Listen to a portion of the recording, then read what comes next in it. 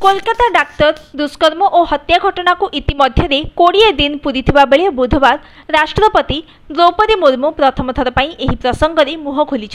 केवल डाक्तर हत्या घटना नुहे, देश में दिनकू दिन महिला प्रति बढ़ुवा अत्याचार एवं हिंसा को नहीं राष्ट्रपति घोर उद्वेग प्रकाश करने सहित से हतोत्साहित एवं विचलित हो पड़ता कहते बहुत होगला, एनफ इज एनफ, महिला प्रति अत्याचार चरम छुई।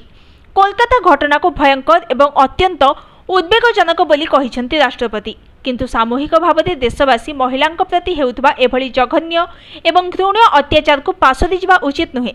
लोकमानंको भूलापण को समालोचना करी कहिसेंति महिला विरोध में हेउथबा अत्याचार को भूली जिबा अर्थ महिला विरोधी हिंसा, निर्यातना और हत्या भली घटना को अनुमति देवा सहित समान।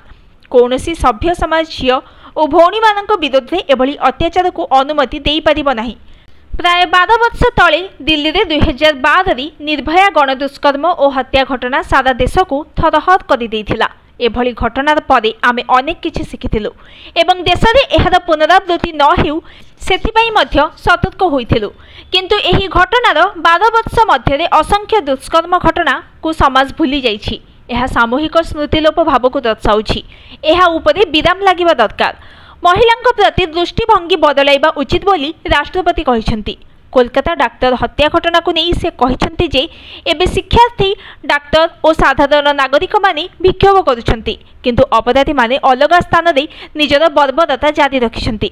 एभली मानसिकतार विलोप एवं महिला सम्मान और सुरक्षा पई आमको व्यापक पदक्षेप नेबाको पड़िबो बोली राष्ट्रपति कहिसेंति। राष्ट्रपति women safety enough is enough शीर्षक नामक स्तंभ यह लिखिछंती। एक इंग्राजी संवादपत्र में यह प्रकाश पाई। Bureau report, news today.